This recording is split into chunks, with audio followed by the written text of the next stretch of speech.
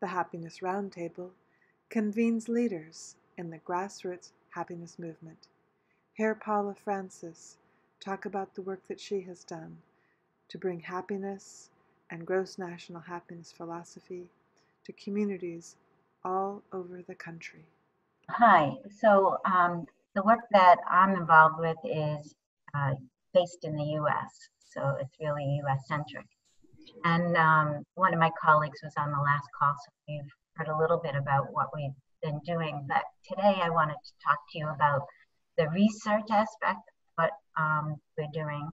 I'm actually doing a walk around the country, interviewing people as I go, trying to determine really what matters to the people here in the United States so that there's some alignment with the domains and the measures that we are promoting, just to make sure that they reflect what people here care about in the United States. And so far, what we're finding is that there is great alignment, of course.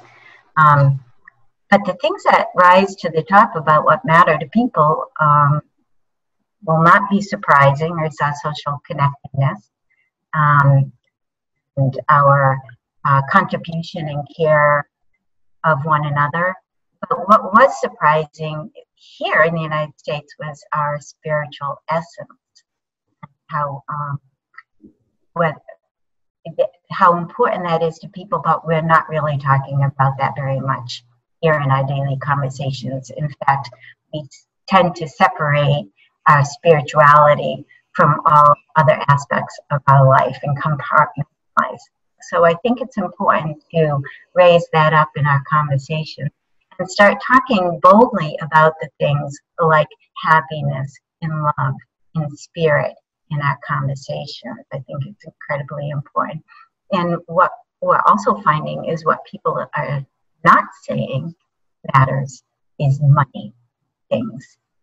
Yet we know that's where a lot of our attention goes to in our policy development. So I'm really hoping for to identify a common strategy that we can all agree on and forward across the globe so that we are all kind of pulling in the same direction.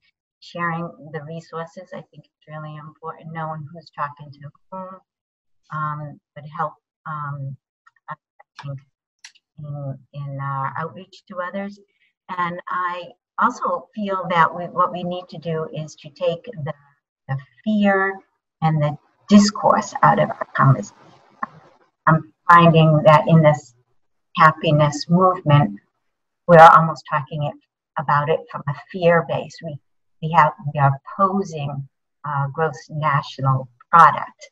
We're not need to be building up our love, our spirituality, and talking about our stories and letting people know that what they're saying, we're hearing, and that the measures and the domains and all the matrices and the tools and the stuff that we're involved with really do reflect what people have to say.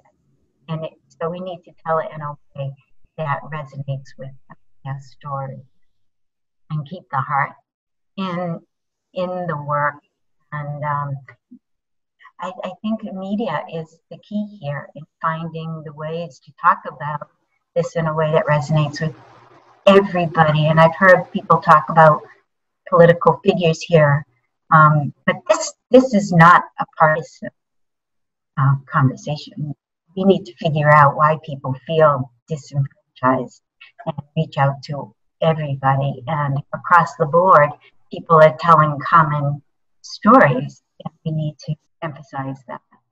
Learn about other leaders in the grassroots happiness movement and their ideas at happinessroundtable.org.